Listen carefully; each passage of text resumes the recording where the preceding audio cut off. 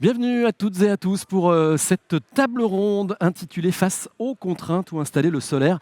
Quel nouveau foncier? On le sait, le solaire doit monter en puissance pour tenir les trajectoires françaises et européennes, mais dans le même temps, la pression sur le foncier s'accroît. La question devient donc très concrète. Où installer le solaire? C'est là qu'entre en jeu la notion de nouveau foncier. Digues, talus, canaux, bords d'autoroute, emprises routières ou ferroviaires, parkings, pistes cyclables, des sites déjà artificialisés, mais encore sous-utilisés. On va aborder ces sujets avec nos internautes et intervenants à travers des retours d'expérience, dont celui de la Compagnie nationale du Rhône, la CNR, sur le potentiel des digues et des infrastructures linéaires. Pour en parler, on accueille Frédéric Storck, son directeur transition énergétique et innovation. Merci Frédéric d'être avec nous, je vous invite à vous installer. La CNR est à la fois aménageur du fleuve et producteur d'énergie renouvelable. Vous nous parlerez notamment du projet Ophélia sur la voie cyclable Via Rona. On parlera des défis de l'architecture électrique que vous relevez pour passer de quelques centaines de mètres aujourd'hui sur ce démonstrateur à plusieurs kilomètres de solaire demain. Avec notre prochaine invitée, on parlera du potentiel des voies routières cette fois. Nous rejoint Sophie Guillemot-Tonia. Merci d'être avec nous, directrice de projet transition écologique au CEREMA. Le CEREMA qui accompagne l'État et les collectivités sur les sujets de transition écologique. Vous allez revenir pour nous sur les travaux menés avec les directions interdépartementales des routes, la cartographie des potentiels solaires sur lesquels vous avez travaillé. Avec notre prochaine intervenante, on découvrira des expériences, des expérimentations à l'étranger. Nous rejoint Caroline Plaza, directrice générale France du Becquerel Institute, un institut d'études et de conseils spécialisé dans le photovoltaïque. On verra avec vous comment la loi Aper ouvre ou non de nouvelles perspectives le long de nos infrastructures. Et enfin, on découvrira une autre façon de pratiquer le solaire sur ces nouveaux fonciers avec l'expertise de Wattway, filiale du groupe Colas. Nous accueillons Arnaud de Sainte-Marie, directeur business développement de Wattway. Wattway qui développe un revêtement photovoltaïque circulable qui est intégré à la chaussée. Vous allez nous expliquer comment cette technologie permet de transformer parking, pistes cyclables, aires de service ou sites patrimoniaux en gisements solaires avec des exemples en France et aussi aux Pays-Bas et au Japon. Merci à chacune et chacun d'avoir accepté l'invitation d'Energalia. On est ravis de vous avoir ici. Je m'adresse au public. Vous savez que vous pouvez poser des questions. C'est la nouveauté de cette édition 2025. Vous avez le QR code qui va s'afficher tout en haut. Le voilà, le QR code. Vous prenez en photo le QR code, vous avez un lien, vous cliquez, vous arrivez sur la plateforme qui vous permet de vous poser vos questions. Mettez votre prénom, sinon vous apparaissez en anonyme, c'est plus sympa avec les prénoms. On va se poser donc trois grandes questions. Ça sera les trois parties de notre table ronde. Donc, comme ça vous situe si vous voulez poser des questions à ces moments-là. D'abord, on va voir pourquoi aller chercher de nouveaux fonciers pour le solaire. Ensuite, on se demandera quels nouveaux espaces mobiliser. Et enfin, on se posera la question comment passer à l'échelle. Allez, on va commencer par comprendre ce qui nous amène aujourd'hui à sortir des schémas classiques, toiture, centrale au sol. Et on va en parler avec vous, Caroline Plaza. Pourquoi finalement cette recherche de nouveaux fonciers, elle devient aujourd'hui un levier qu'on pourrait dire structurant pour le développement du solaire? Vous avez d'ailleurs une très belle expression, vous dites que les fonciers faciles ont déjà été mobilisés et vous avez un terme qui est le foncier élargi. Oui, c'est vrai. En fait, si on regarde les chiffres en fait, d'accroissement du PV dans le monde, il y a 600 gigawatts crête qui ont été installés en 2024. Il y aura presque la même puissance en 2025. On a atteint maintenant plus de 2,3 terawatts crête en fait, de puissance installée. Donc, on installe de la puissance et on va continuer à installer de la puissance solaire. Et donc, naturellement, en fait, on a déjà adressé, c'est ce qu'on dit en fait, on a déjà adressé en premier les surfaces qui étaient au sol, qui avaient moins d'enjeux et qui étaient proches des réseaux ou les toitures toiture qui accepte la charge, qui a été plus facile. Et ceci, c'est vraiment dans une logique en fait économique tout à fait naturelle. On a adressé déjà en fait finalement tous ces premiers fonciers qui sont naturels. Donc c'est une évolution en fait normale en fait du solaire de venir maintenant adresser des fonciers de manière plus élargie. Et aussi en fait finalement avec ce taux d'accroissement du solaire et ce taux de pénétration du solaire qui évolue dans le monde, des nouveaux enjeux. Il faut s'intégrer. On le voit aussi avec les problèmes de valorisation de l'énergie, d'aller chercher en fait plus de valeur et de mieux être intégré dans les systèmes énergétiques. On doit mieux s'intégrer dans les systèmes énergétiques, mais on doit aussi s'intégrer et penser aux autres électrifications, à l'électrification des usages, à avoir une plus grande interaction avec les autres usages. Et ce qui va aussi avec cette recherche, si on veut installer des gigawatts et des gigawatts, il faudra en fait des nouvelles surfaces. Et ce qui vient aussi avec cette recherche de nouvelles surfaces, c'est l'acceptation en fait aussi de les trouver, et c'est l'acceptation de ces nouvelles surfaces.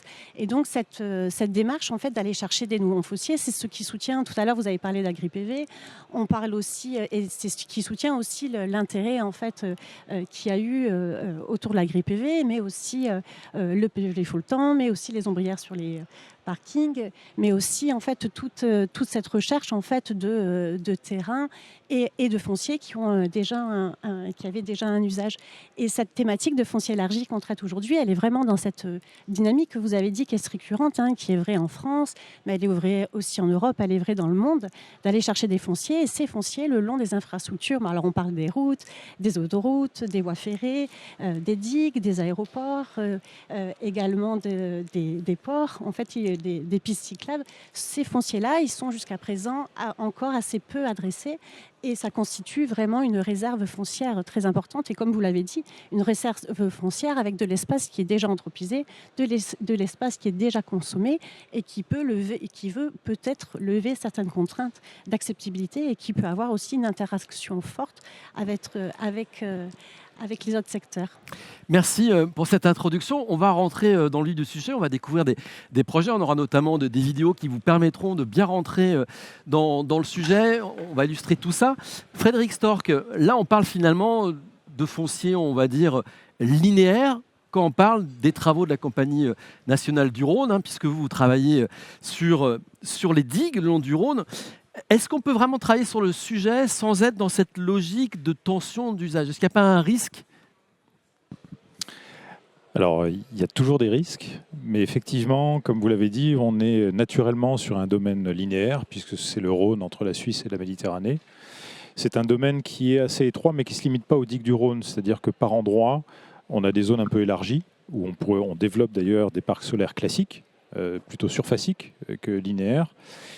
Mais c'est exactement dans la démarche qu'a expliqué Caroline Plaza, dans une recherche de foncier moins facile à développer, comme un relais de développement, qu'on s'est intéressé à partir de 2016-17 à la manière de développer du solaire sur du foncier linéaire.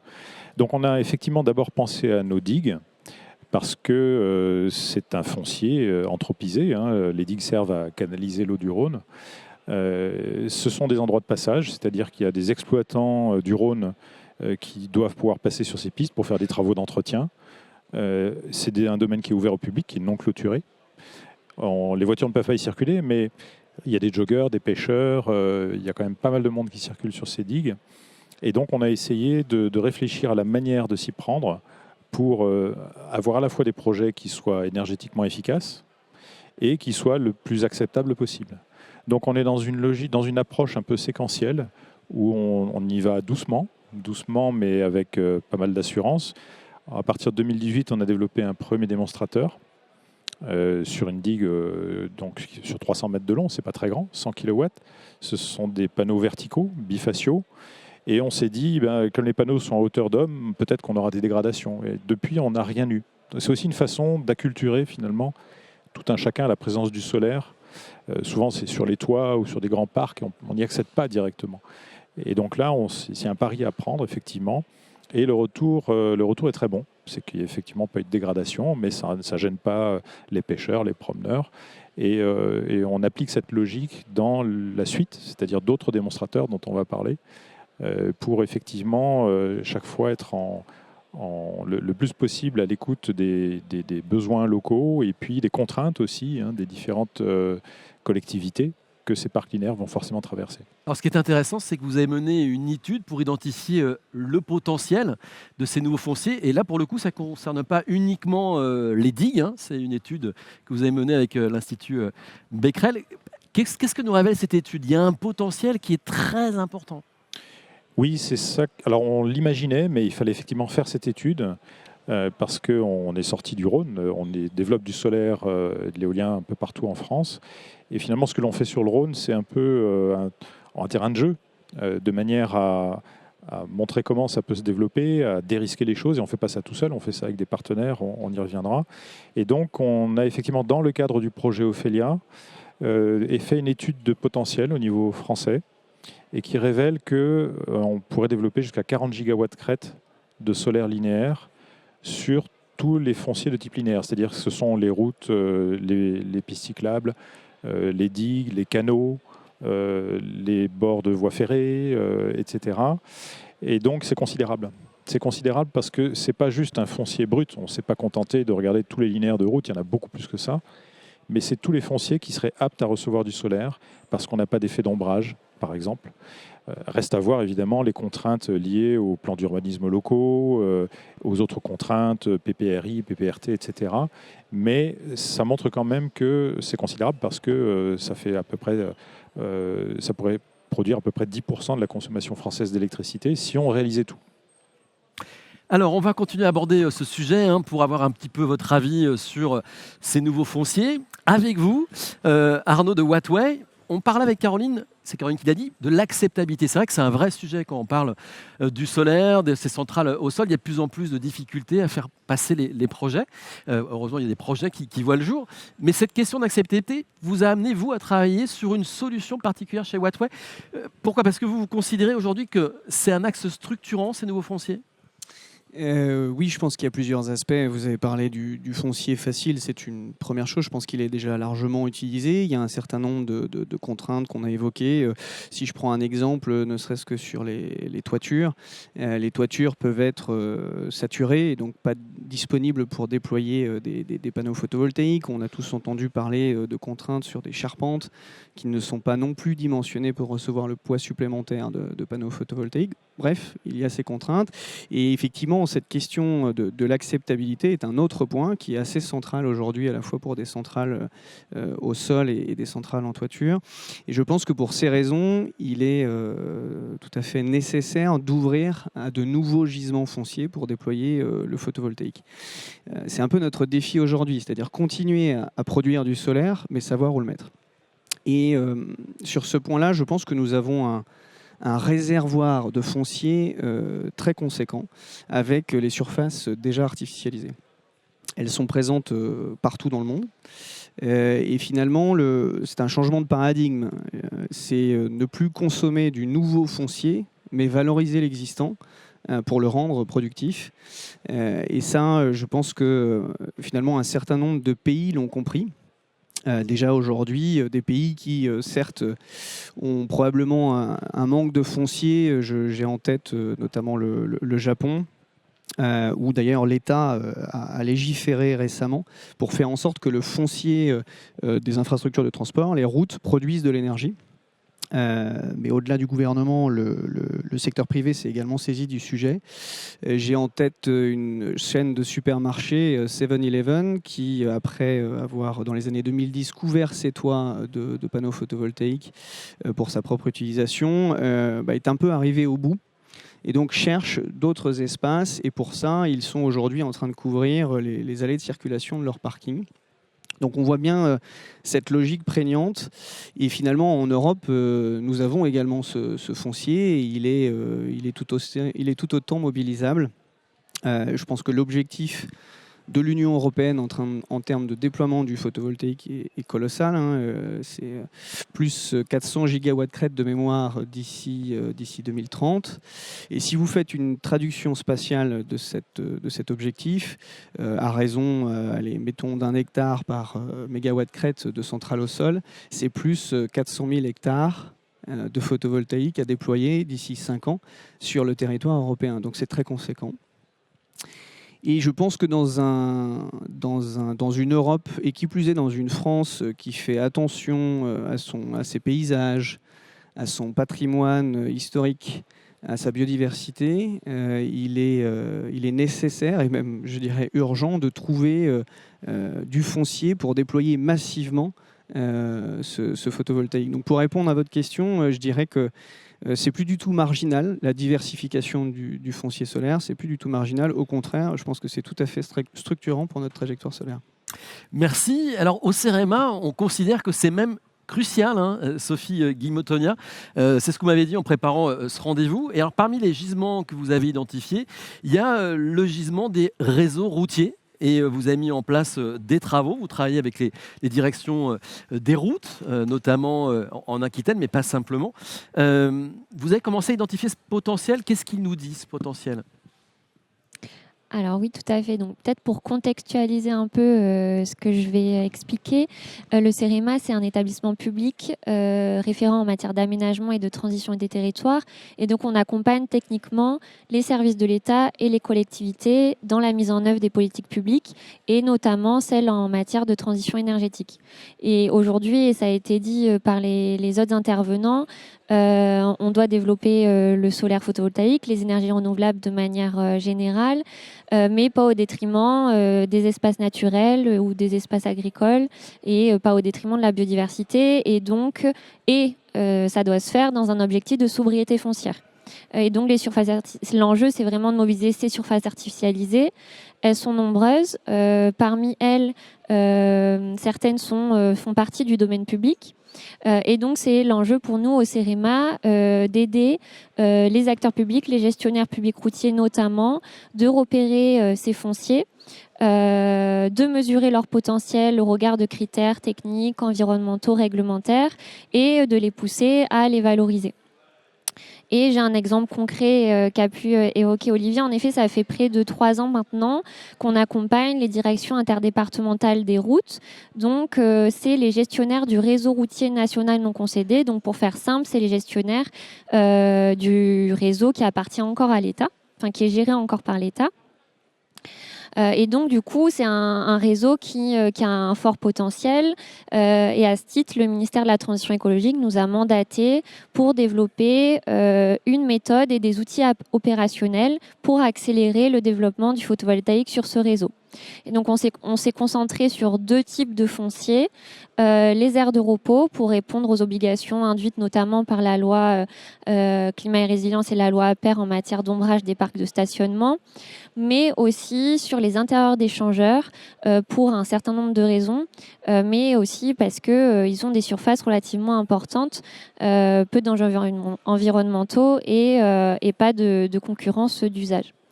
Et donc aujourd'hui, sur les 11 DIR, donc direction interdépartementale des routes, qu'on accompagne, il y en a 3 déjà qui se sont lancées, dont l'une avec 2 grappes de projets.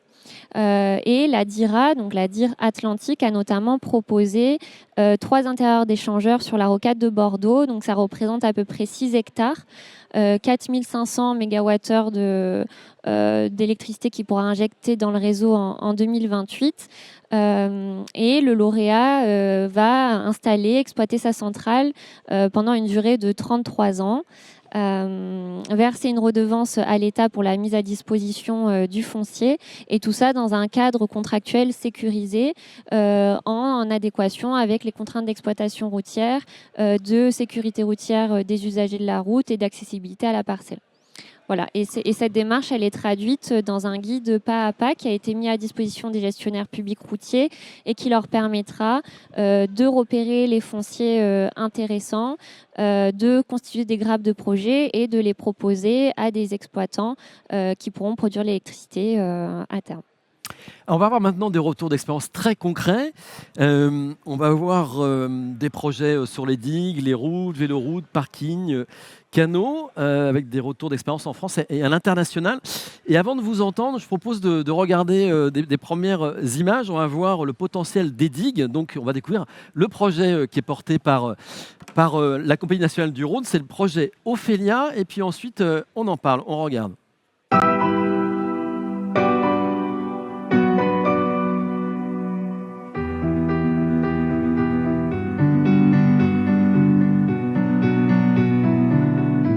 Comment développer l'énergie solaire sans impacter les cultures, les forêts, les espaces naturels et autres réserves de biodiversité? CNR étudie les parcs solaires linéaires qui pourraient s'implanter sur des surfaces artificialisées, telles que les digues, les canaux, les routes, les véloroutes et les voies ferrées. Collecter l'énergie photovoltaïque sur de longues distances en respectant les usages existants, en limitant les pertes électriques et l'impact environnemental, représente un véritable défi technique.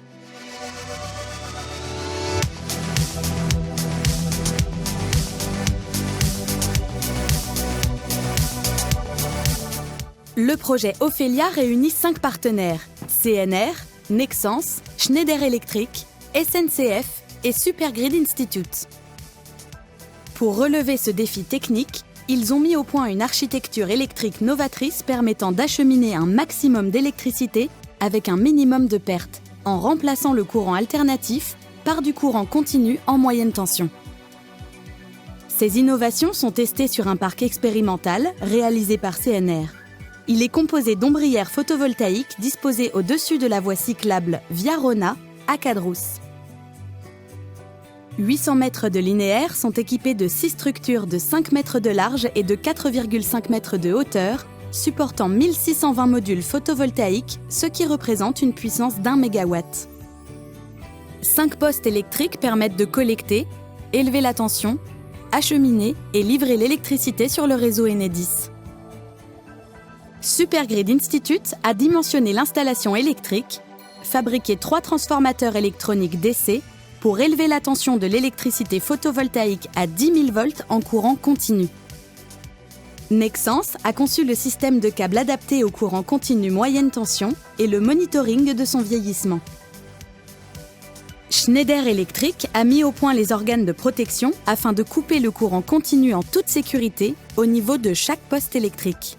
Si ce démonstrateur prouve son efficacité, il ouvrira la voie à des parcs photovoltaïques sur des linéaires de plusieurs dizaines de kilomètres. Ces parcs pourraient être installés en ombrières sur des canaux et des véloroutes, le long des routes, sur des talus, le long des voies ferrées, avec un potentiel estimé à 40 gigawatts en France métropolitaine. De quoi contribuer significativement aux objectifs de déploiement des énergies renouvelables. Et bien sûr, les cyclistes bénéficient déjà des avantages de l'ombrière, avec, selon la météo, soit une ombrelle, soit un parapluie fort efficace. Ophelia est soutenu par l'État dans le cadre du plan France 2030, opéré par l'ADEME.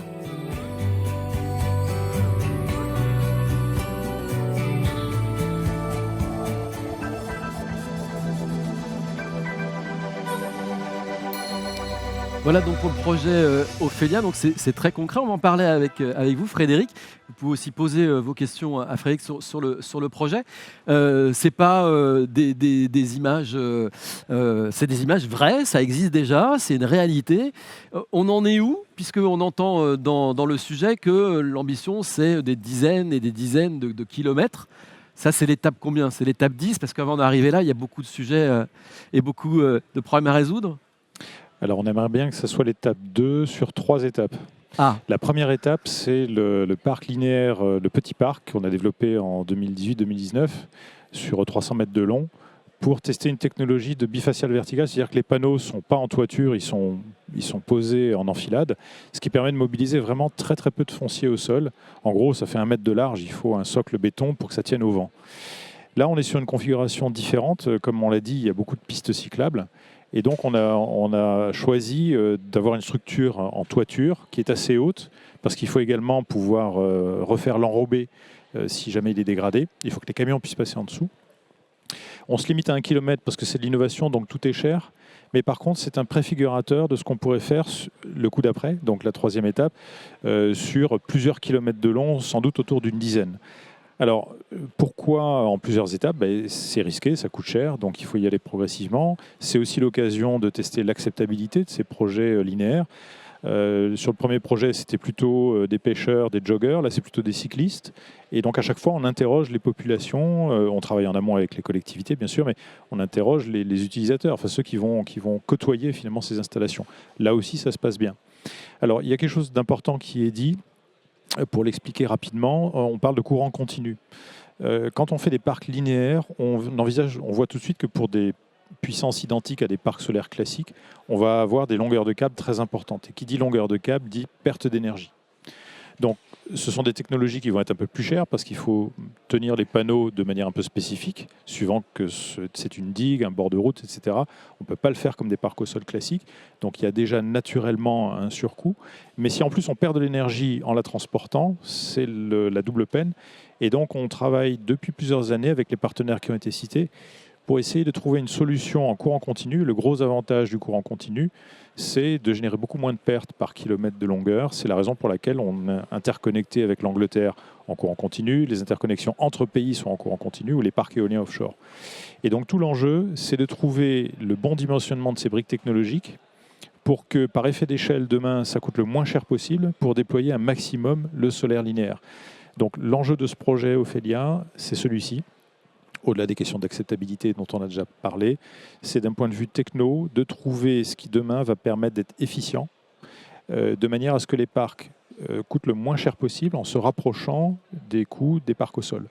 Cela étant, on pense qu'on aura malgré tout peut-être besoin d'un mécanisme de soutien un peu spécifique, au moins au démarrage, et donc typiquement ça pourrait être un appel d'offres de la Creux dédié au solaire linéaire, sachant qu'il y aurait différentes catégories. Les petits parcs linéaire de 1, 2, 3 km jusqu'à cette dimension-là n'aurait pas besoin de courant continu.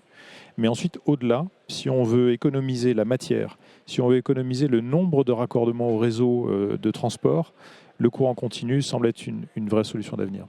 Voilà, donc il y a un défi technique et donc économique. Il y a un vrai modèle à inventer, en somme.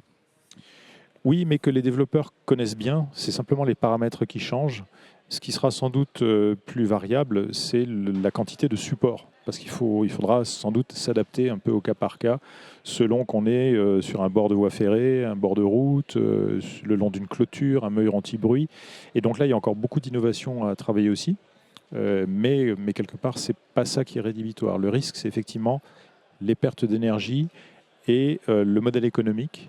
Parce que ça coûtera, on le pressent, on l'a déjà calculé. Alors quand je dis plus cher, ce n'est pas 2 fois plus cher. Mais même si, in fine, ça coûte 10 à 20% de plus, ça ne sera pas compétitif par rapport au parc au sol classique. Donc il faut sans doute un mécanisme de soutien adapté, au moins au lancement de la filière. Alors, on va voir que très concrètement, des pays à l'étranger y travaillent déjà, et c'est tout l'intérêt de vous avoir, Caroline, avec nous, puisque vous avez mené avec l'Institut Becquerel pour le compte de la CNR un benchmark international. Qu'est-ce qu'il nous dit, ce benchmark? Déjà, il nous dit qu'en Inde, c'est déjà une réalité sur les canaux. Oui, tout à fait. C'est très intéressant. Ce qu'on apprend aussi de ces benchmarks internationaux, c'est regarder la taille des projets. Ça renseigne sur leur maturité, également en quelle année sont construits. Et en Inde, sur les canaux d'irrigation, en ouvrière de parking, on est sur des projets parfois d'une dizaine de mégawatts crête. On est vraiment sur des projets qui ont trouvé leur modèle économique et leur maturité. Donc après, il y a des choses qu'on ne peut pas transposer directement dans chaque pays. Il y a beaucoup de choses qui dépendent aussi des spécificités locales et paysagères. Mais on voit qu'en fait, sur les canaux d'irrigation, par exemple, ça diminue l'évaporation et c'est des choses qui sont également étudiées dans le sud des États-Unis, aussi et en Espagne. Je vois qu'en fait, on a aussi brossé pas mal de technologies. C'est vrai que là, on parle de linéaire, mais il y a les talus, il y a les dessus de chaussée, il y a l'intégration à la chaussée. Il y a toute une panoplie et toute une diversité en fait, de projets qui sont possibles. Ce qu'il ne faut pas oublier, c'est que par exemple, les abords de route ou d'autoroute, on les a adressés en Europe depuis aussi des années à travers les barrières anti-bruit et les PV noise barriers, notamment en Allemagne, par exemple en Suisse, où il y avait des appels d'offres, comme vous dites, du coup spécifiques à ces intégrations. On voit que ces barrières, ça peut être des barrières anti-bruit, que maintenant on les adresse aussi de façon plus globale, en bifaciale verticale, comme vous l'avez dit, avec ça peut être de la barrière ou de la barrière anti-bruit qui prend cette fonction anti-bruit ou pas. Mais il y a aussi plein d'autres projets. On a vu les véloroutes. Félicitations pour la réalisation du démonstrateur. Et ces véloroutes-là, on les retrouve aussi dans d'autres pays qui sont contraints. En Inde, il y a des projets. Il y a aussi un projet un peu particulier, on l'avait vu, dont on parle, qui ressort souvent dans les match parks, celui de la Corée du Sud. Mais là, la véloroute, elle est entre des voies d'autoroute. Je ne suis pas sûre qu'on réplique tout de suite, mais ce projet-là, il fait 1,7 MW crête, par exemple.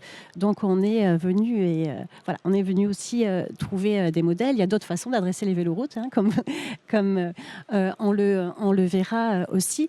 Mais il y a plein de projets qui sont tout à fait intéressants aussi. Par exemple, assez récemment, il y a une communication de l'aéroport de Francfort, je crois en Allemagne, où on adresse, et là on n'est plus sur les parkings, on est vraiment sur les zones en fait, de l'aéroport qui sont utilisées pour l'usage, où on teste pareil du bifacial vertical comme au Sablon dans la zone d'activité de l'aéroport. Et c'est pareil, là on est sur des projets on n'est pas sur quelques dizaines de kilowatts crête, on est sur des projets de taille importante. Et ce qu'on voit également en Chine, par exemple, sur les autoroutes, donc ils ont déjà, comme vous, on le voit en fait, et c'est toutes les stratégies dans chaque pays. On est souvent en étapes, on adresse les choses en étapes. Donc les premiers fonciers central au sol, avec des fonciers un peu biscornus autour des autoroutes, un peu délaissés, ont été adressés. Après, il y a les ombrières de parking, c'est autour des aires de service qui est adressé ensuite. Et là, ce qu'ils veulent adresser, c'est les talus, les tunnels, et vraiment faire des autoroutes en Chine. Et il y a d'ailleurs des subventions en fait, ou un tarif spécifique pour adresser les talus, les tunnels sur les autoroutes. Et là, pareil, quand on parle de chiffres, c'est des projets de plusieurs mégawatts avec des objectifs de plusieurs gigawatts. Et ce qu'on voit en fait aussi, c'est des sujets vraiment ce qu'on voit à l'international qui intéresse, parce qu'il y a les Pays-Bas qui ont exploré aussi le potentiel sur les digues, parce que pour eux c'est un foncier qui est également important. Et ces talus, on le voit, ces talus de digues, ils ont aussi leurs contraintes qui leur sont propres, puisque c'est un organe de sécurité et il ne faut jamais oublier sa fonction première. Et donc voilà, ils ont eux aussi exploré tous ces potentiels. Ce qu'on voit en fait finalement même aussi sur le réseau ferré, c'est qu'il y a de plus en plus de systèmes d'intégration, que ça soit intégré sur les côtés, les barrières, mais c'est des sujets qui intéressent la SNCF, mais c'est des sujets qui intéressent aussi la Renfe, qui intéressent aussi la SNCB. C'est des sujets qui sont de plus en plus d'intérêt. On voit par exemple que le Joint Research Center de l'Europe, le centre de recherche de l'Europe, a sorti aussi récemment des études de potentiel le long des voies ferrées, le long des routes en Europe, qu'ils ont estimé. Après, on peut toujours reparler des hypothèses de calcul de potentiel, des taux de pénétration qu'on prend, mais de 400 gigawatts crête. En tout cas, voilà. Et il y a aussi le ministère allemand qui a fait ces recherches. Donc, on voit vraiment que ces sujets-là, ils sont adressés, pas qu'en France, en Europe, ils sont adressés dans le monde.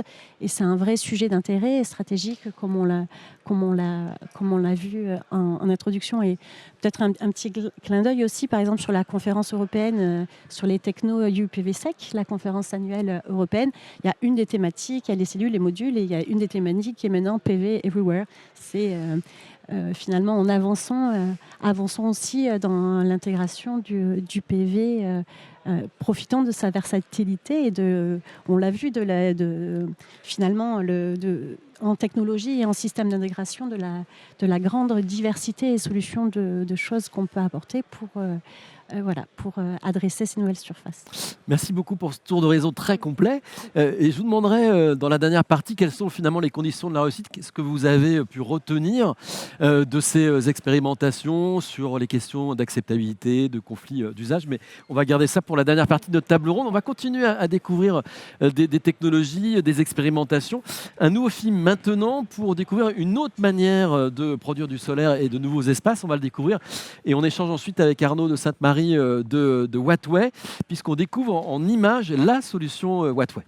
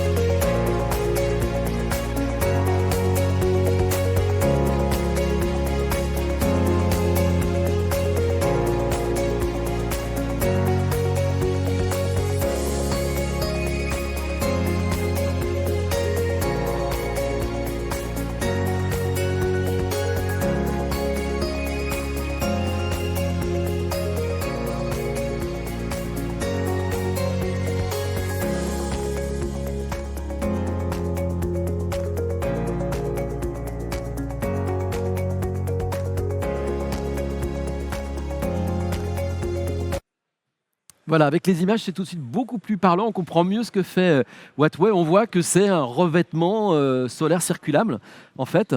Oui, tout à fait, dont l'objet effectivement est d'aller chercher ces surfaces déjà artificialisées dont nous parlions pour leur permettre de produire de l'énergie renouvelable. Donc, quelques mots sur le mode de fonctionnement.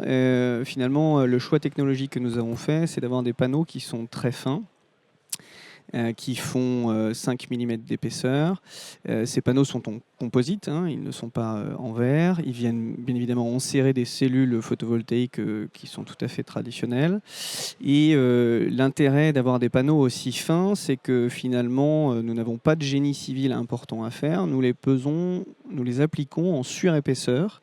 Des chaussées, des espaces artificialisés qui sont déjà existants, qui sont revêtus, donc en enrobé, en béton. Je dirais que tout ça, nous le faisons dans un esprit de rétrofit de ces espaces déjà artificialisés, de ces chaussées. Et donc nous avons un passage de toute la partie électrique, toute l'architecture électrique en souterrain, donc parfaitement étanche. Et après, l'architecture est, je dirais, assez similaire à du photovoltaïque traditionnel, des MC4, puis une armoire électrique, des onduleurs, etc. etc.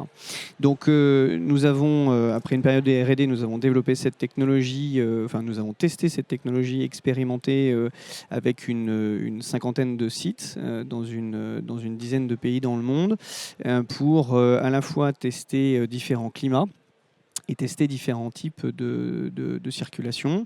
Et c'est à partir de là que nous adressons avec ces modules des centrales qui sont sur des zones où nous pouvons maîtriser la circulation, donc des parkings. C'est également des parvis. Nous avons réalisé des trottoirs, également des pistes cyclables comme vous l'avez vu, des quais de gare, des ports maritimes et des zones aéroportuaires. Et donc finalement aujourd'hui nous avons un retour d'expérience d'à peu près 150 sites sur une dizaine de pays. Ce qui est marquant, c'est les discussions que nous avons avec les Pays-Bas. L'État, qui est en pleine transition énergétique, ne souhaite pas aller chercher du foncier agricole.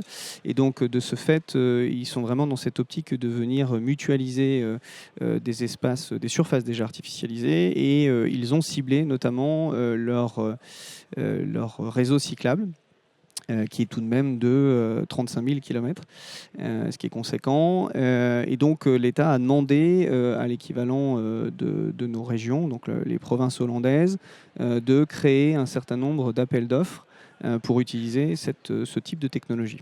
Donc nous en avons remporté 2, et donc nous avons déployé à peu près une centrale de 280 kW qui produit 160 MWh par an, et qui montre bien que ce type de foncier est tout à fait pertinent pour produire du photovoltaïque. L'autre zone sur laquelle je peux vous faire un retour d'expérience, c'est le Japon. Alors peut-être juste avant le Ouais. retour d'expérience sur le Japon, sur la voie cyclable aux Pays-Bas, c'est combien de mètres, de centaines de mètres, de kilomètres? On est dans du démonstrateur ou on est vraiment... Non, c'est à peu près 2 km qui a été équipé avec ces modules. Et on peut aller au-delà? Oui, tout à fait. C'est-à-dire que Il n'y a pas de problème technique particulier, Alors, on est très grande tension, parce que bien sûr. c'était le sujet que nous développait Frédéric Stork. C'est très intéressant. Est-ce que vous rencontrez cette difficulté-là aussi? Alors oui, tout à fait. Et finalement, donc, nous sommes très intéressés par ce que fait la CNR. On a quand même un certain nombre de liens. Et ce sujet est tout à fait pertinent parce qu'effectivement, quand on vient traiter des linéaires, il est effectivement tout à fait nécessaire de pouvoir monter en tension. Donc nous, aujourd'hui, effectivement, nous sommes, je dirais, concepteurs et fabricants de ces modules. Nous installons ces modules. Donc nous sommes tout à fait prêts à intégrer de nouvelles technologies, et notamment pour la partie, pour l'architecture électrique. Alors, prenons le l'exemple Japon. du Japon, qui est en effet très intéressant aussi. Oui, qui est intéressant parce que le modèle est différent. On est sur un pays où le foncier est aussi très rare. Et donc, cet aspect, cette idée de mutualiser les espaces est déjà très présent. Donc, nous échangeons à la fois avec la métropole de Tokyo et le gouvernement, cette fois-ci plutôt pour déployer des centrales sur les aires de service à proximité des autoroutes. Donc, ce sont des sites qui font à peu près 300 kilos. Et là, l'objet est finalement d'avoir de l'énergie, quels que soient les phénomènes climatiques violents que peut connaître le Japon. Donc, on est vraiment sur un modèle un peu différent, mais très intéressant aussi. Nous avons des retours d'expérience aussi avec des collectivités en France et en Europe pour des parkings, des parvis, des pistes cyclables. Là, ce qui est recherché, c'est justement ce qu'on évoquait tout à l'heure, l'acceptabilité, l'intégration paysagère. Quand vous êtes dans un centre urbain, il est parfois apprécié d'avoir quelque chose qui soit assez discret. Et donc voilà, c'est ce que nous permettons avec le type de technologie que nous proposons. Et puis, on a aussi une compatibilité avec les bâtiments historiques, puisque notre technologie est validée par les architectes des bâtiments de France. Et ça, c'est un point qui est précieux. Là, pour le coup, c'est les parvis devant des églises classées, devant des églises classées, devant des casernes militaires des années 1800, etc., etc. Donc, c'est ce qui est intéressant. Et finalement, un de nos clients nous faisait la remarque que Wattway permet de créer du foncier solaire là où il n'y en avait pas. Et c'est ce qu'il faut retenir de notre technologie, puisque c'est vraiment une alternative que nous proposons. Et les ports maritimes, vous avez vu cette vidéo avec un port de plaisance sur la métropole d'Aix-Marseille. C'est le sujet aussi. Finalement, eux, ils n'ont pas de place. Les ports maritimes, hormis, je dirais, la toiture de la capitainerie, vous n'avez pas beaucoup de place pour déployer du photovoltaïque. Et pourtant, vous avez des besoins d'électrifier un certain nombre d'usages. Et donc, le fait d'utiliser ces surfaces déjà artificialisées que sont les quais portuaires, comme vous l'avez vu, est tout à fait pertinent. Qui plus est, dans ces zones qui sont quand même hautement touristiques, et sur lequel, là aussi, est recherchée la discrétion. Et je finirai par un dernier point, ce sont les aéroports qui sont venus nous solliciter. Les aéroports ont de l'espace côté parking, côté aérogare, mais finalement, une fois que ce foncier qu'on évoquait facile a été fait, ils ont toute une partie côté piste sur lequel notre technologie les intéresse. Pourquoi ? Parce que vous avez un réseau de routes de service qui sont des routes pour la surveillance et la sécurité, qui représentent des linéaires très conséquents et qui représentent finalement des hectares aussi à mobiliser pour produire de l'énergie renouvelable. Et là, il n'y a pas un sujet de réfléchissement de la lumière, du soleil Vous avez raison, on a tout un tas d'étapes réglementaires à passer, on est en train de les passer, mais finalement on se rend bien compte, donc je pense que ce sujet sera traité d'ici le premier trimestre de l'année prochaine, et ça, il va y avoir un phénomène après la première réalisation probablement d'effet boule de neige, parce qu'on sent bien que voilà, il est important de trouver du foncier pour ces structures-là. Avant de demander à Sophie Guimautonia du CEREMA les enseignements qu'on peut tirer déjà de vos travaux sur les réseaux routiers, on prend une question. Les panneaux photovoltaïques nécessitent-ils un entretien particulier de leur surface dans les cas qui ont été présentés? Et comment réagissent-ils lorsqu'ils sont partiellement obstrués? Est-ce que vous avez déjà travaillé sur ces sujets, Frédéric et Arnaud? Oui, alors effectivement, dans des configurations un peu spécifiques, quand on met les panneaux verticalement, comme on l'a fait sur une digue, on constate qu'ils sont plutôt moins sujets aux salissures, qui est un sujet pour tous les parcs solaires. Et donc, ce n'est pas le sujet, on va dire, majeur, parce que finalement, quelle que soit la configuration, on trouvera des solutions comme pour les parcs au sol classiques. Mais en tout cas, pour le bifacial vertical, il est plutôt moins sujet au phénomène de salissure, donc c'est plutôt un bon point. Par contre, il est plus exposé au vent, donc il y a aussi des questions de dimensionnement à regarder précisément, mais sinon ce sont des modules classiques. Et je dirais qu'effectivement le solaire, les modules bifaciaux, c'est-à-dire qui captent de la lumière des deux côtés, sont maintenant quasiment au même prix que les modules qui ne sont pas bifaciaux. Ils sont plus résistants, ils sont plus étanches, et typiquement, sur le projet d'Ophélia, c'est également des panneaux bifaciaux qu'on a utilisés. Comme ils sont perchés relativement en hauteur, on a un gain d'énergie par réflexion sur l'environnement, sur le sol. Alors c'est plutôt de la piste cyclable, il y a un peu de gravier, il y a un peu d'herbe, mais mine de rien, avec l'albédo, donc le coefficient de réflexion que l'on a, ça engendre une production additionnelle pour un coût qui est quasiment le même que des panneaux simples, standards, on va dire. Arnaud, sur cette question? Oui, nous observons, finalement, vous pouvez avoir un encrassement, mais qui reste superficiel, notamment dans le premier mois. Pourquoi ? Parce que nos modules ont un revêtement légèrement granuleux, qui est, en fait, cette résine de surface crée de l'antidérapance. Et donc, on peut avoir tendance à capter un peu de poussière. Mais finalement, nous prenons en compte ces quelques pourcents dans nos dimensionnements et on se rend compte qu'après, le sujet est stabilisé. Et finalement, nous avons, par la pluie et la circulation de nos sites, la circulation par des véhicules, une sorte d'auto-nettoiement de nos installations et un impact qui est tout à fait limité. Et on l'a vérifié parce que finalement, sur un certain nombre de parkings de nos clients, l'enrobé traditionnel est nettoyé avec des balayeuses mécaniques à brosse. Et donc, indifféremment, il passe sur ce parking et sur nos installations. Et on n'a pas vu de différence vraiment notable. Donc voilà, ce qui nous permet de dire aujourd'hui qu'effectivement, on n'a pas besoin d'avoir des précautions particulières. Merci. Sophie Guimotonia, sur les premiers enseignements que vous tirez de vos travaux avec les directions des routes, est-ce que vous nous éclairez ? Oui, alors il y a beaucoup d'enseignements. Ce qu'il faut comprendre, c'est que le monde de la route et le monde de l'énergie, c'est deux mondes différents. Et du coup, le premier enseignement, c'était la pédagogie, qui était indispensable parce que chez les gestionnaires publics routiers, il n'y avait ni culture ni compétences historiques en matière de développement de projets photovoltaïques. Leur métier, c'est la sécurité, l'exploitation, l'entretien des routes. Et donc, il a fallu les rassurer, les faire monter en compétences aussi, puis surtout leur donner les bonnes clés pour qu'ils soient demain pilotes de ces projets en toute autonomie. Le deuxième enseignement, c'est la donnée foncière. Pour savoir où les sites intéressants sont situés. Parce que quand on a commencé, il n'y avait aucune donnée consolidée sur le réseau routier national non concédé. Donc on est parti de zéro et on a constitué une couche qui géolocalise tous les sites pertinents avec un certain nombre de caractéristiques qu'on a renseignées. Et cette couche, elle est publique aujourd'hui, disponible sur le portail cartographique national des ENR porté par le CEREMA et l'IGN. Donc, deuxième point, la donnée. Et le troisième enseignement que je pourrais tirer, c'est l'ingénierie juridique et financière qui est indispensable pour passer d'un site à concrètement un projet.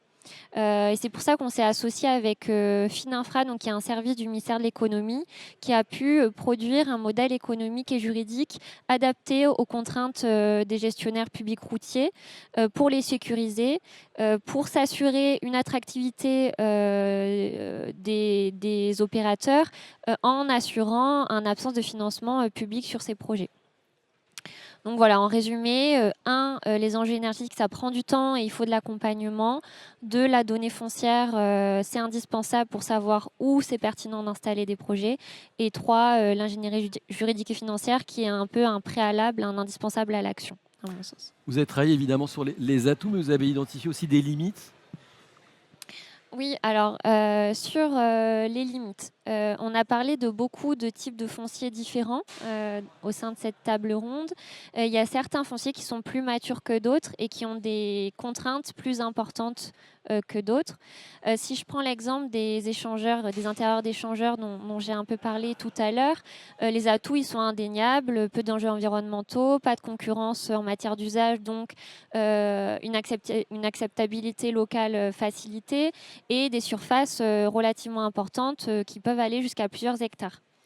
Et les contraintes, elles sont pas irrémédiables, elles sont maîtrisables. Quand on s'assure de la sécurité routière aux abords de ces intérieurs d'échangeurs, donc les questions de visibilité pour les automobilistes, et quand on encadre aussi l'accessibilité, ouais. Pardon, excusez-moi. À la parcelle, en phase travaux ou en phase d'exploitation, une fois qu'on a encadré ça et qu'on a sécurisé ça, tout est maîtrisable. Par contre, en revanche, quand on s'intéresse à des projets plus innovants, comme la couverture de voies circulées sur lequel on est en train de travailler avec la métropole de Lyon, la métropole de Nantes et la ville de Marseille. Là, les contraintes, c'est une échelle complètement différente puisqu'on est sur l'objet de la route et pas aux abords. Et donc là, il y a des questions d'exploitation de la centrale, comment on vient intervenir pour nettoyer les parkings, les panneaux, pardon. Question de la sécurité routière, on va créer des obstacles latéraux sur les bords des routes et donc, du coup il va falloir protéger ces poteaux pour éviter des accidents. Comment on intervient en cas d'accident sous la structure, quel est l'impact paysager de ces structures et comment on les limite, quel est l'impact sur le bruit, sur la qualité de l'air, sur la gestion des eaux pluviales, sur la biodiversité aussi, et la question aussi du rendement énergétique, elle se pose parce que la CNR en a parlé, mais c'est des ouvrages qui vont être linéaires et donc il y a des pertes énergétiques qui vont se présenter. Et comment on valorise l'énergie in fine. On a parlé aussi des appels d'offres creux, voilà. Donc les limites, elles sont nombreuses. Il y a certains sites où elles sont maîtrisables, d'autres où ça va prendre un peu plus de temps pour lever les verrous juridiques, économiques, réglementaires, mais je pense qu'on peut y arriver. Merci. On est en train de parler finalement des conditions de la réussite. Caroline Plaza, quelles sont ces conditions par rapport aux défis du PV au sol classique, le PV linéaire, c'est quoi les grands défis? Et est-ce que finalement on est armé aujourd'hui juridiquement pour exploiter ces nouveaux espaces? Est-ce que la loi APER, par exemple, nous permet de le faire? Et puis, alors, pas mal de choses à dire sur ce sujet. Je partage l'avis de Sophie ou de Frédéric également, ce qu'on a dit dans le fait que selon, on parle d'une grande diversité de fonciers là, et d'espaces, et il y a aussi une grande diversité de systèmes. Et selon en fait, chaque espace, est-ce qu'on est sur la talus, est-ce qu'on est sur la route, est-ce qu'on est sur une voie très circulée, ou est-ce qu'on est en biversal vertical, est-ce qu'on est en structure, est-ce qu'on rapporte la charge? Finalement, en fait, c'est les différents défis, la maturité, elle va être différente et on va adresser, comme toujours, on va d'abord adresser en fait ce qui est plus facile. Et ce qu'il faut savoir, c'est qu'on ne peut pas copier-coller finalement une centrale au sol sur ces nouveaux cas d'usage. On est, en fait, il ne faut pas qu'on oublie qu'on est sur des fonciers, et pour ça, c'est tout l'enjeu en fait, de ces fonciers qui ont déjà un premier usage et donc qui ont déjà une première fonction. Et on l'a entendu tout au long de ce que vous avez dit, par exemple sur les routes, la sécurité routière, la visibilité, l'accessibilité en fait, au secours. On a vu plein de choses. S'il y a des poteaux, par exemple, tous les enjeux si on roule dessus. Donc, il y a aussi laisser l'accessibilité et les voies, voilà, comme on a dit, pour les secours. C'est pareil pour la sécurité ferroviaire qui a aussi des contraintes très fortes. On vient en fait dans des espaces qui ont déjà des contraintes réglementaires qui ne sont pas celles de l'énergie. D'habitude, on connaît bien, on maîtrise en fait toutes les normes et les sécurités qu'il y a dans l'énergie. Là, on vient additionner et on vient s'insérer dans des espaces et des systèmes qui ont déjà leurs propres normes. Et elles sont assez grandes parce que ça soit la route, le ferroviaire, tout ce qui est aéroport, les digues, c'est également très contraint. Donc, il faut vraiment s'adapter à ces usages et je regardais selon chaque type d'implantation l'impact en fait sur d'abord en fait les contraintes même de la première fonction des fonciers qu'on vient adresser. C'est la première chose. Et la deuxième chose, comme vous l'avez évoqué aussi, il y a tout ce qui est modèle d'affaires en fait et modèle économique. On est parfois sur du domaine qui est du domaine de l'État, parfois on est sur du domaine concédé, parfois on est sur d'autres choses et finalement qui va porter les projets, comment on les met à disposition, comment on les met à disposition des développeurs, tout le travail que vous avez fait aussi avec les AMI. Voilà, finalement combien de temps on va opérer, est-ce que c'est le même temps que la concession ou pas? Donc on a des exemples, voilà, on a ces modèles-là aussi à finir d'affiner parce qu'on est sur des fonciers qui ont aussi leur mode de propriété foncière qui sont en interaction entre le privé et le public. Donc il faut aussi s'insérer dans ces modèles-là. Il y a aussi tout ce qui est architecture électrique. Donc on en a parlé, quand on est sur des grands linéaires sans point de connexion, on va venir monter en tension. Il y a tous les travaux que vous développez aussi sur cheminée en courant continu, en montant en tension. Mais il y a aussi toute cette réflexion avec... c'est un retour d'expérience que j'avais eu en Suisse, parce que je posais beaucoup dans le cadre des études où on regardait sur les grands linéaires. Je demandais, en Suisse, ça fait longtemps que vous avez des PV noise barrières très longues. Comment vous avez géré? Eux, ils me disaient, là où j'ai des barrières anti-bruit, j'ai de la consommation. J'ai jamais fait mon linéaire finalement physique n'est pas un linéaire électrique. Et finalement, eux, ils avaient électriquement découpé le projet en plusieurs points de connexion. Et donc, c'était plus finalement une architecture linéaire électrique parce qu'ils avaient la consommation. Il faudra regarder aussi sur d'autres usages si finalement on ne va pas adresser d'abord ce qui est près des stations-service, au bord des routes, ce qui est près des...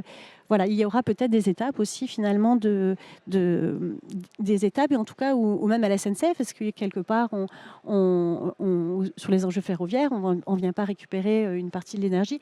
Il y a des choses d'intégration entre l'usage, et c'est assez passionnant, l'usage et le système à continuer de penser. Et ça, c'est la partie vraiment du défi. Voilà.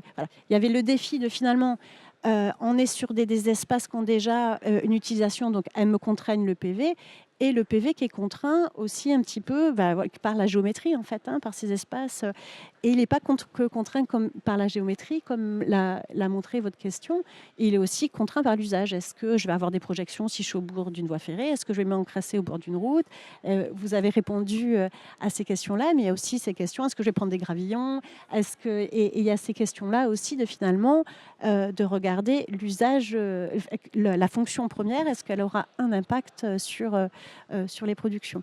Donc voilà, et donc c'est pas mal de choses, modèle d'affaires, technique, électricité, architecture, usage. Et je crois que j'ai pas répondu pour la loi Appert du coup.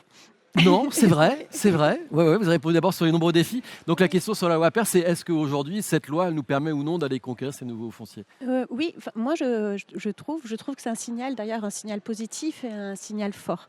C'est la loi Appert, elle ouvre par exemple, elle modifie l'inconstructabilité aux abords des autoroutes, par exemple, en rajoutant la production d'énergie dans les exceptions. Et de la même manière, elle vient modifier le code autour du transport ferroviaire. Et ces changements, en fait, c'est des ajustements, mais ils montrent une volonté, c'est-à-dire qu'ils ont été pris en compte dans les modifications de la réglementation. Et il y a également des modifications sur les voies navigables, avec aussi les missions de voies navigables de France. Donc on voit finalement que dès la loi Appert, on a pris en compte... voilà, il restera encore, comme vous l'avez dit, il y a encore plein de choses, je pense qu'on peut, des appels d'offres spécifiques, il y a plein de choses qu'on peut encore adresser, mais cette notion-là des abords des infrastructures linéaires, elle a été adressée en partie par la loi Appert, et c'est un signal, pour moi, c'est un vrai signal positif. Très bien, merci beaucoup. Vous adressez beaucoup de défis. Dans le défi de porter ce projet sur la Via Rhôna le plus loin possible en kilomètres, vous vous retrouvez dans les défis qui ont été énoncés. Vous en voyez d'autres, Frédéric? Oui, totalement. On se retrouve complètement là-dedans. Ce qui est effectivement peut-être un peu plus compliqué encore, c'est les très grands linéaires. Et l'enjeu, effectivement, d'équiper des ouvrages qui sont un peu spécifiques. Les pistes cyclables, on peut faire court, des bords de route aussi. Par contre, des digues d'un fleuve, c'est tentant. On a plusieurs centaines de kilomètres sur le Rhône. Ça peut être le cas pour des couvertures de canaux. Et donc, l'objectif, la difficulté supplémentaire, c'est effectivement ces questions d'architecture électrique pour rendre ces parcs les plus efficients possibles, perdre le moins d'énergie possible. Mais on a quand même de très bons espoirs d'y arriver. Les collaborations que l'on a avec Super Grid Institute, avec Schneider, Nexans et la SNCF. Le démonstrateur est en route. Il a passé sa période de bon fonctionnement et donc on va entamer une période de 3 ans d'expérimentation. L'objectif est de finalement définir le bon dimensionnement de ces briques technologiques pour qu'elles soient le plus versatiles possible. Ce qui est intéressant, que je n'ai pas mentionné encore, mais Caroline a commencé à le faire, c'est que l'avantage d'essayer d'équiper des linéaires, c'est qu'on a des usages souvent à portée de main. Et donc, les synergies entre une production solaire et sa consommation locale, c'est un sujet qui devient de plus en plus important. On parle aussi d'autoconsommation collective. On parle aussi de stockage qui permet de lisser la production par rapport aux usages.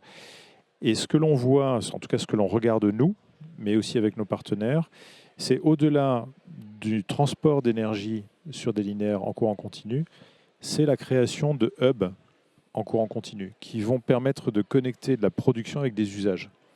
Si je prends simplement le cas du Rhône, on a tous les 20-30 km des usines hydroélectriques qui sont déjà connectées au réseau de transport avec de très fortes puissances en courant alternatif. Mais si on arrivait à relier 2 usines avec du solaire linéaire sur des digues, Il faut savoir qu'en courant continu, tout fonctionne aujourd'hui quasiment en courant continu. Des éclairages LED, c'est du courant continu. Les ordinateurs, c'est du courant continu. Les data centers, la recharge de véhicules électriques, même la production éolienne, c'est du courant continu. Et donc, l'idée de venir plugger à la fois de la production, mais aussi des usages le long de ces linéaires. On parlait de stations routières, autoroutières, où on va recharger des véhicules électriques. C'est vraiment d'organiser cette proximité entre production et consommation. Et si on arrive à ça, donc ça serait l'objectif, c'est pas de remplacer les réseaux en courant alternatif par des réseaux en courant continu, mais des hubs locaux, régionaux, à une certaine échelle. Donc c'est plusieurs kilomètres pour que ça vaille le coup. Mais ça permettrait, en mutualisant ces usages, d'éviter de passer notre temps à transformer le courant alternatif du réseau en courant continu pour tous les usages que j'ai cités. Et donc là aussi, il y a des économies à aller chercher. Des économies de matière, des économies d'énergie, parce que chaque fois qu'on transforme, on perd un peu d'énergie. Et donc, il y a des contraintes, certes, mais il y a aussi des opportunités à aller chercher. Et quelque part, il faut savoir les intégrer dans le système pour être efficient de manière globale. Si on regarde juste Ophélia ou quelque chose d'un peu plus grand dans le paysage actuel, ça ne fonctionnera jamais. Il faut effectivement essayer de tirer parti de toutes les synergies possibles, et notamment avec plein de cas d'usage. Il y en a un que j'ai oublié, mais sur lequel on travaille aussi, c'est la production d'hydrogène. Là aussi, c'est du courant continu. Donc on a aussi des demandes actuellement de verdir la navigation fluviale, qui est l'une de nos missions historiques, grâce à de la recharge de bateaux électriques.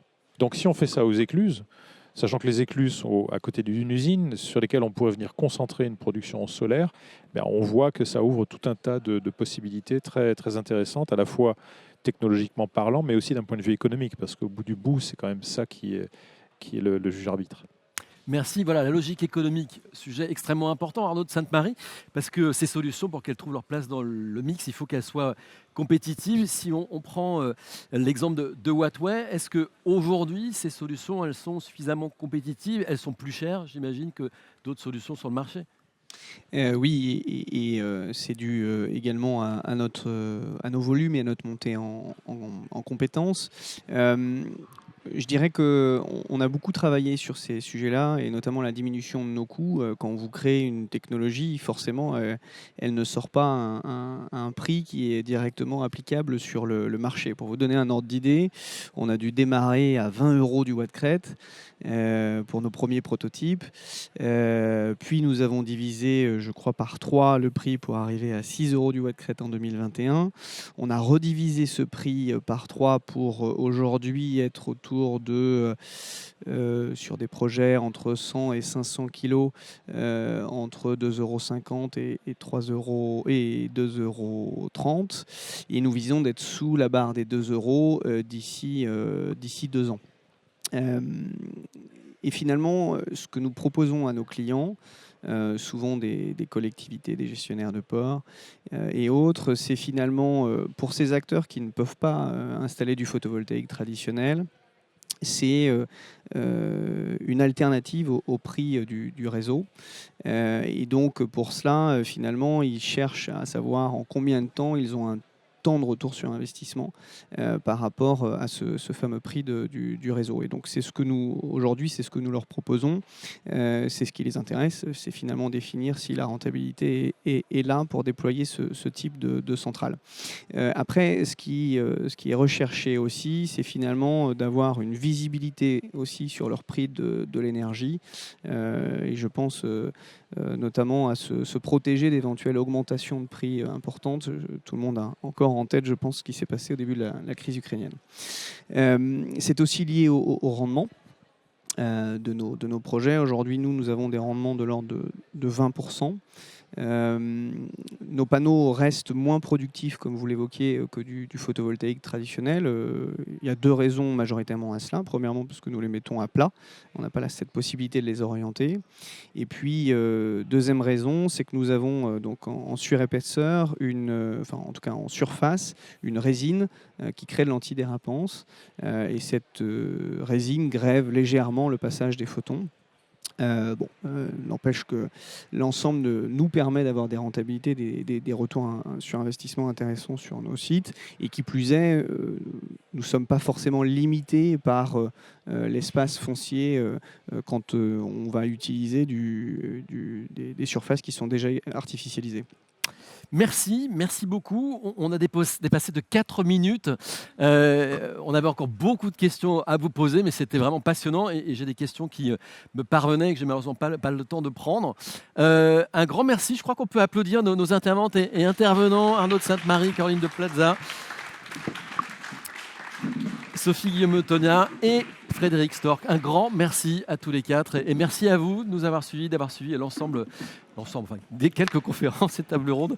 Et bonne fin de journée sur le Forum Energaia. Et on se donne rendez-vous en tout cas l'année prochaine. Ça sera la 20e édition de ce forum.